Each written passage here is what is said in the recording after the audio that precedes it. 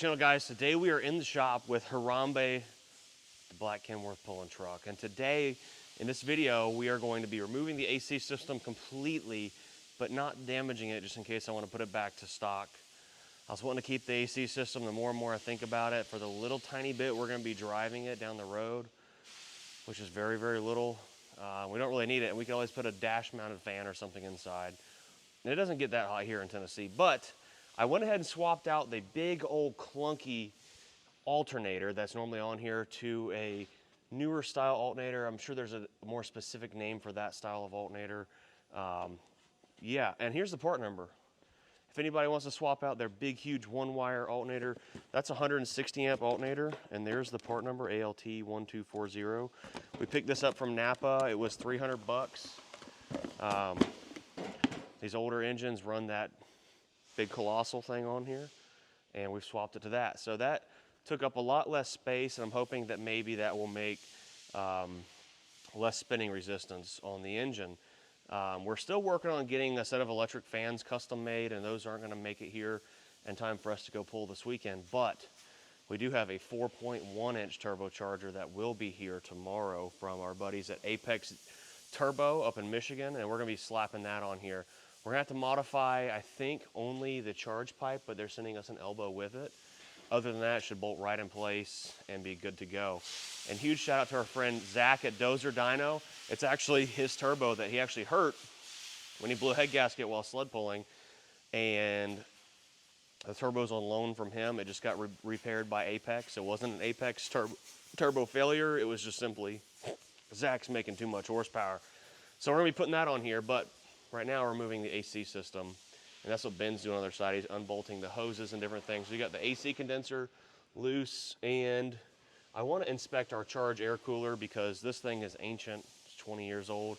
And we actually have some brand new ones on the way from Icebox Performance or Radiator Supply House. You can check them out on Facebook and Instagram, all that good stuff. But they sent us two to test. We have a 2.5 inch bar and plate intercooler and a 3.5 inch bar and plate intercooler.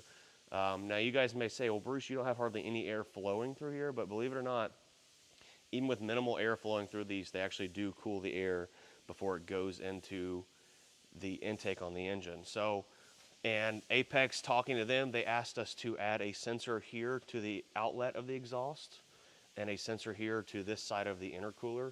So we may put it in this pipe somewhere to monitor air temperature coming out of the compressor side of the turbo, and then we can monitor the air temperature over there on the intake side.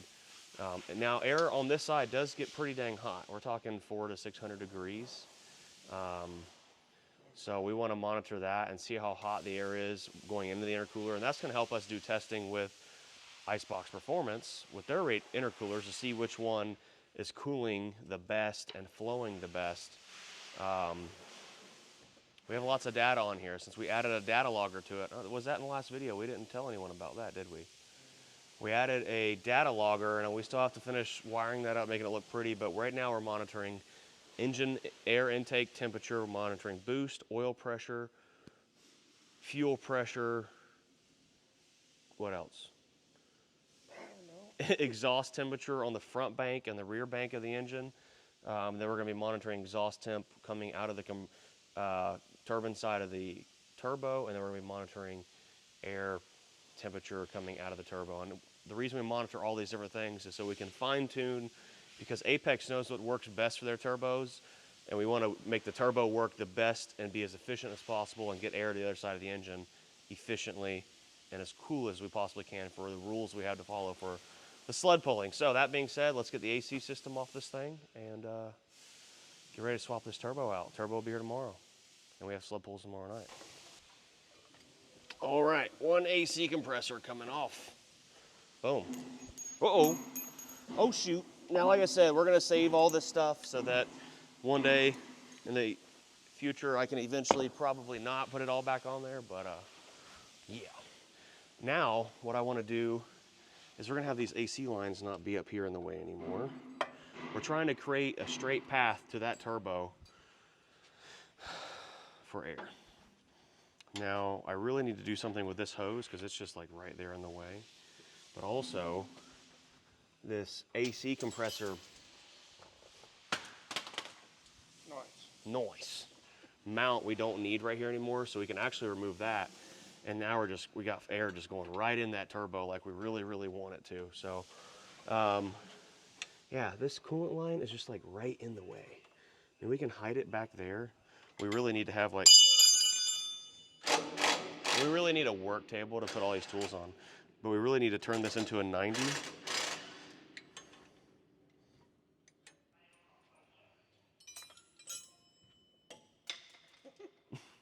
And make this where it comes around. We need to do something about these lines right here for the alternator. So, but yeah, let's unbolt this thing. We don't need it anymore.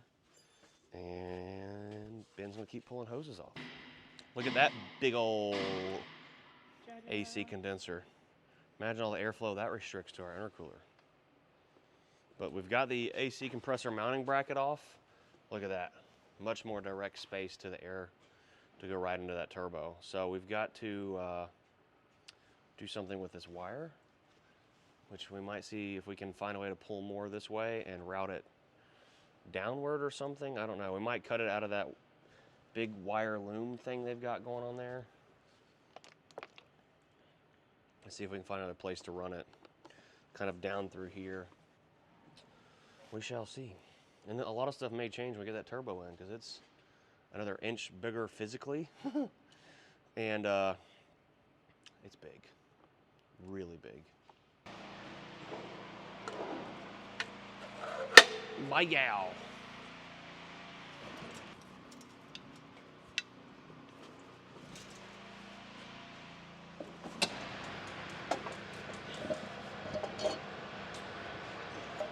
Big old heavy boy.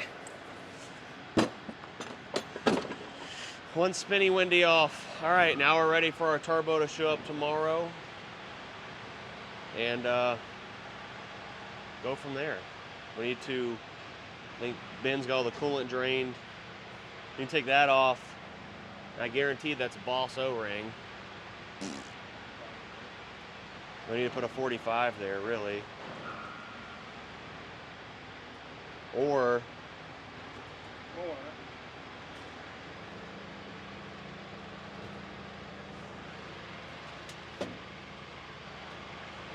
we go ahead and plug off these coolant heater lines, and we can move that to here. It can just come out and go that way. Well, guys, we got the truck done. A lot of stuff happened over the last 2 days. One day, turbo's on, it's running. Villa put a really hot tune-up in it. I forgot to drop air pressure before we got here, so we're dropping the tires down to some super secret sauce. And we're here at the Big Fork, East Fork racetrack, East Fork, Big South Fork racetrack. And this track is like 500 foot long. So our goal is to pull it all the way to the end and hit like 35 miles an hour at least. And we have the Big Daddy turbo on it. So the only thing I'm worried about right now is spooling that turbo.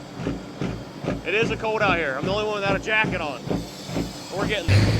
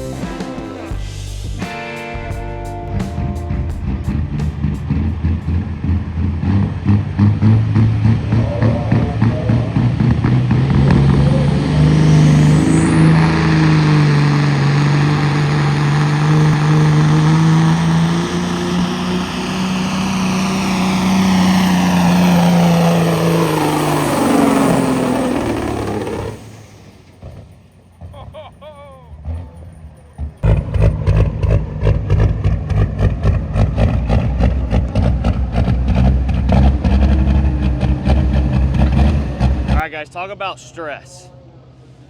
Got down the end of the track, right down in there, and we lost an injector. That's why it started breaking up real bad.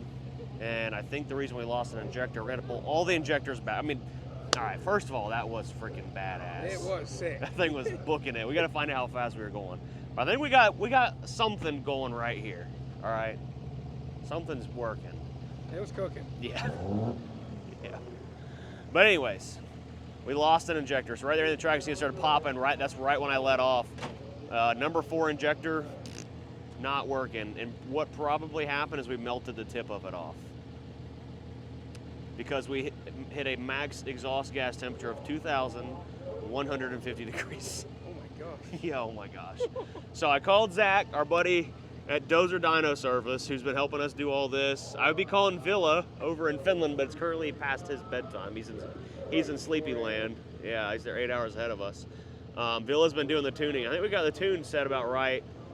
Maybe we have too much timing, I don't know. This is all why we have that data logger in there, and we have sensors all over the truck to learn these things. But having a torch 1.5 foot out the stack is not ideal. It looks good. Not ideal. So talking with Zach, and I know Villa's gonna say the same thing, we definitely need to start injecting some water in this thing to get the exhaust temperature down. So by injecting water, I should be able to drop it by at least 300 to 400 degrees. And before we go to diesels and dark corners, that's something we are 100% gonna have to do. What else? I think it was hooking. I mean, that front tire was just barely floating. That's what we want. We don't want it to be way off the ground. We want it to just barely float, since we have such a long chassis compared to other pulling trucks. Whew. I'm just stressing. The turbo right here is on loan. Zach hasn't sent us a bill for it yet. He might send it now, because he's probably like, you got that thing way too hot. But I don't know. We've been working really close with Apex Diesel and all those guys, or Apex Turbos. But holy cow, man. That thing was cooking. But thankfully, I don't think our engine's hurt. These have steel pistons instead of aluminum. If we had aluminum pistons in here, they would all be melted right now. They would have locked up going down the track. Yeah. So next week, we'll get all the injectors ripped out of it, inspect them all, send them back to Zach. He's the one that's been building them for us, and go from there. But this thing came alive, dude. At the line, it was freaking booking it. You went further than I thought you were gonna go. Oh, we would have carried it all the way up the hill if it didn't let out and our exhaust temperature wasn't to the moon or to the sun. It was the sun temp.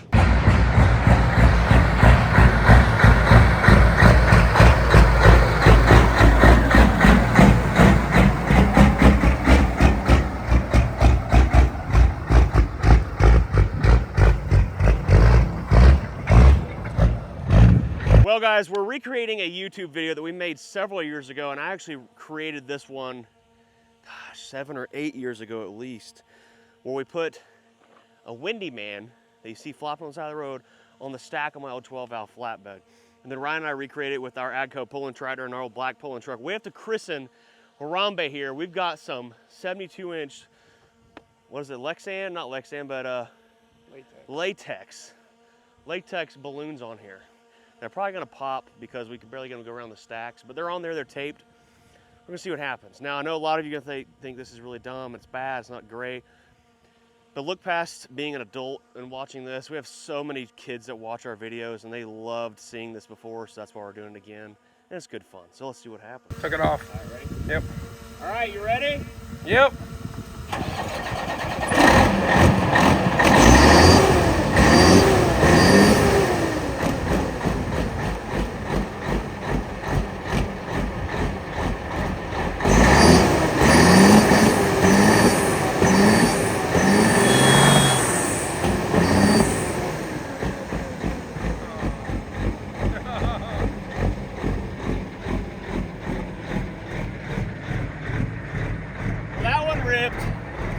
Uneventful, but this one, It might still be good.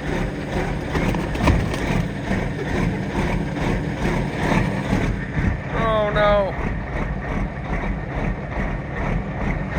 dang. Now, if the EPA is watching, this is a pre-emissions truck, so. All right. Oh yeah. Yeah. So we're gonna rip these back off. That was unfortunate.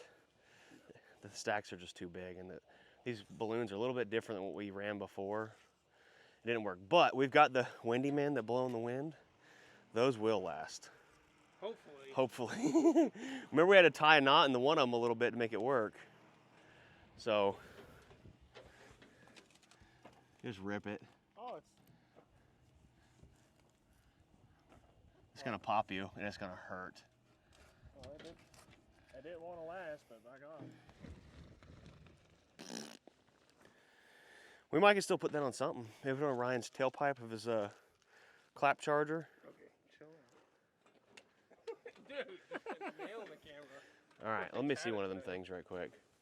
Hey, this number 2, dog. So this is what we're putting on it, the stacks. How long are those? Just perfect. We didn't want them too long, but we may have to, we're probably gonna have to tie the arms shut. Oh, yeah.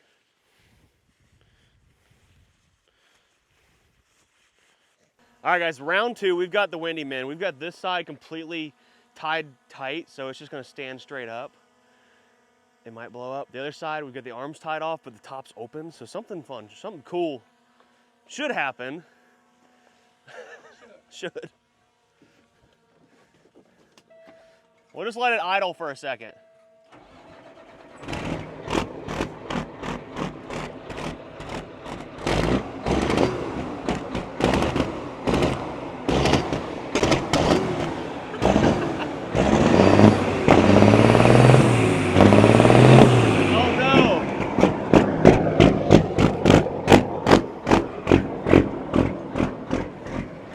All right, we've got to tape back up better. We got one arm open, so it'll vent a little bit.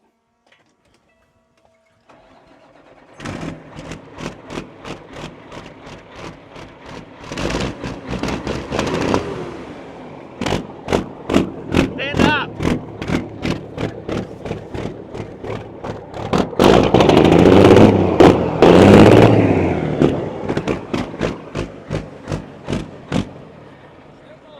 I think we have to vent the head. Because the arms are tight on that one. Yeah, let's just vent the top of it. This thing has a lot more pressure than the old pulling truck did. Ready for round 3?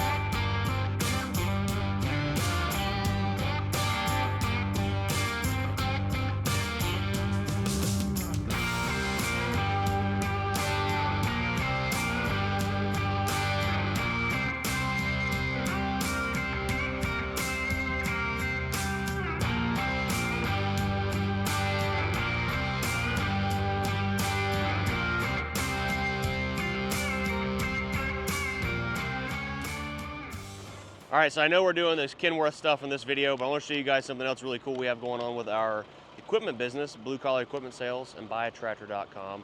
We recently acquired a M&W tractor dyno. It's about 45 years old, maybe older than that. It's old. so we can test every tractor that we sell and make sure they're good to go. It's ancient, but it does its job and it works, and it's way better. This thing cost me $4,000.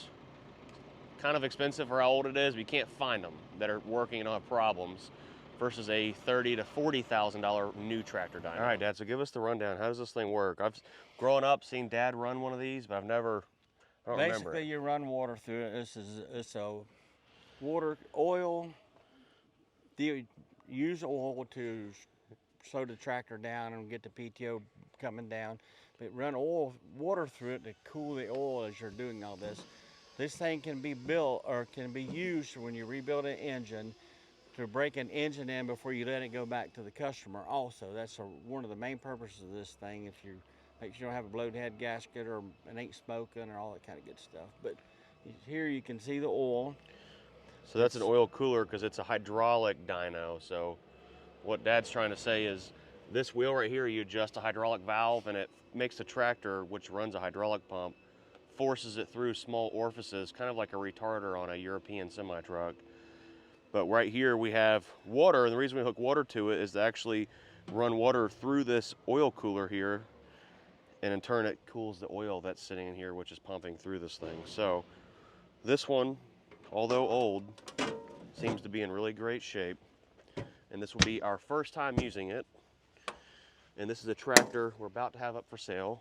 It's a Mahindra 8560, non-emissions. So let's go turn some water on, then we'll get the tractor cranked up, and we'll let Dad give us the rundown on how to operate this thing. We're gonna start doing this with every single tractor we put up for sale. That thing's coming out. Give it a There it second. comes. It's coming now. Now I'd assume the most ideal thing would be for us to, Oh, It's coming out have now. a way to recirculate this water so we're not wasting water, and eventually we'll probably set up a small dyno bay in the shop, but for now, we're good to go. We don't need that much. No. That's why we got the old man here. He knows everything. This is like a core childhood memory. I remember being little, running around out behind the shop. There'd be a tractor out there just cranking on this thing for like an hour, making sure it's good to go. Back it all the way out first. Yeah, it's backed all the way out now. You're good where it's at. All right. Backed all the way out. Well, don't crank it down until I get back out.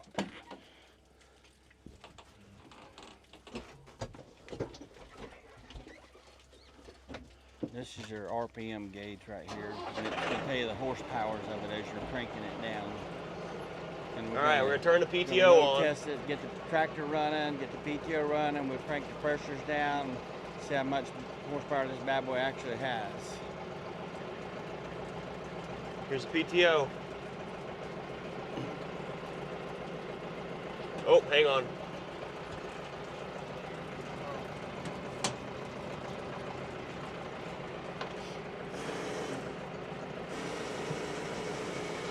All right, so now we're gonna bring it up to normal operating RPMs.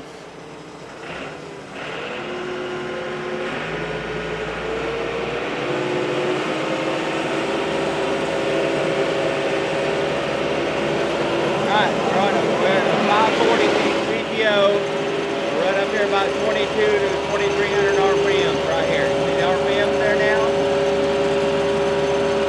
Alright, what we're gonna do is run this down. It already had pressure, okay. Then back down here, we're gonna run the pressure on it.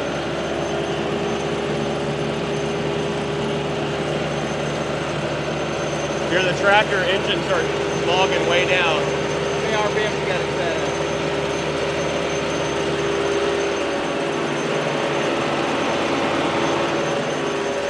It's at 2200.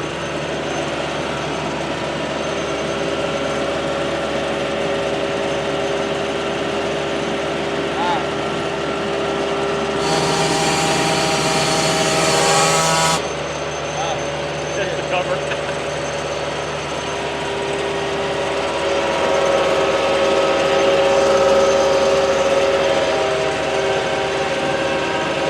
We're up here about 80 horsepower.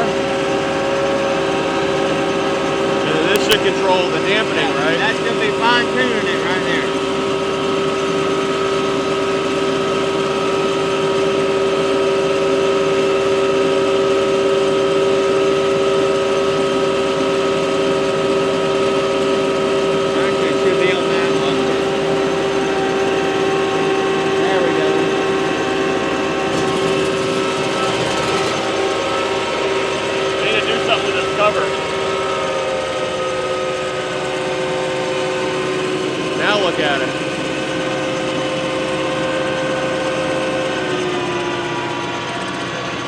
Struggling. So right now it's running that tractor real hard.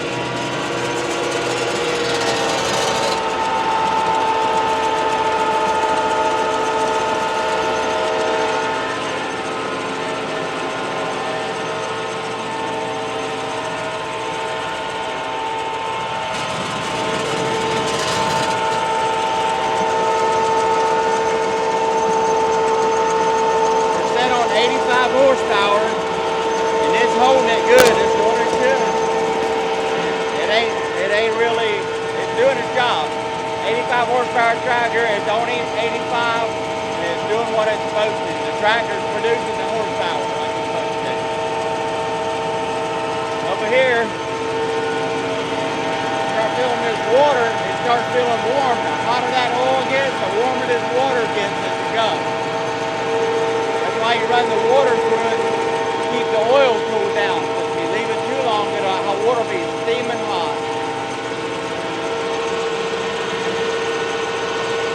It's got the horsepower, ain't no problem with the horsepower. It's set on 85 horsepower right there. And it is holding it like it's supposed to. So, but if we turn it and bog it down more. Oh yeah, we can bog it on down more. We can actually shut this tractor down if we want. It's on the right RPM right here, and it's holding it on 85 horsepower without any problem, without any issues whatsoever. See here, the oil temperature is getting up. See the water temperature, the oil temperature is up to 140. Yeah. And it shows your M&W RPM here. This is, I don't remember just how this works, but basically we go by the RPM. Oh, this is the PTO RPMs coming out of the track. Right. But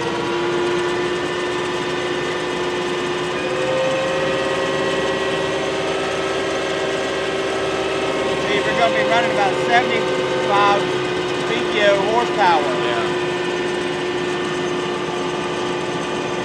This tractor has no issues holding the horsepower like it's supposed to. It is doing what it's supposed to do. Plenty of horsepower out of this tractor. So right now, the tractor's running hard. We should start seeing that engine coolant gauge move up. So ideally, we put this tractor, let it sit here and run 15, 20 minutes, make sure it's not overheating either. So right now, we've got the tractor in here running. We do have a light flashing, but we'll have to diagnose that. But that's one of the reasons that we're doing this, so that we can diagnose any problem whatsoever under normal operating conditions. So right now we've got it at your cooling temperature. We're going to make sure the thermostats are opening and closing properly, make sure everything is working as it should. The water's getting hot. So that may be where we need to flow more water through it. The harder you put it down here, the more fuel it puts in it. Still holding 85 horsepower. Yep. We roll it past it where it bogs way down and see if it continues to hold the power. Because it's only going to turn that needle so far. So do that again where we see 85 horsepower is right here in that first one. So even pull it all the way down, that's all we're getting is 85. And that's what this tractor's rated for. It's right at 85 horsepower. Well guys, that's a wrap for our video. We've accomplished a lot. We've learned a lot. Ben's gonna work on tearing this thing down. We pulled it in the shop Sunday, right? I unloaded it and that injector started working again. But now it was misfiring really bad and it's not working again. So we're gonna get all the injectors taken out, ship them up to Zach with Dozer Dyno. They're gonna go through them, inspect them, repair whatever, and we're gonna have to do something different about our fuel. Don't know what it is. I think that we may not have enough lubricity in the fuel at that many RPMs and the injectors and the cylinder head getting that hot. So in all seriousness, we do have some things we need to figure out. But we're gonna get this thing torn apart, get the injectors out of it. We're gonna remove the Jake brakes. We don't need those anymore. We got a big intercooler coming from Icebox Performance and Radiator Supply House. And we gotta get some water injection system put on this thing before we go to Diesels and Dark Corners in 2 weeks. So make sure you guys smash the like button, subscribe, comment down below. See you later. Peace.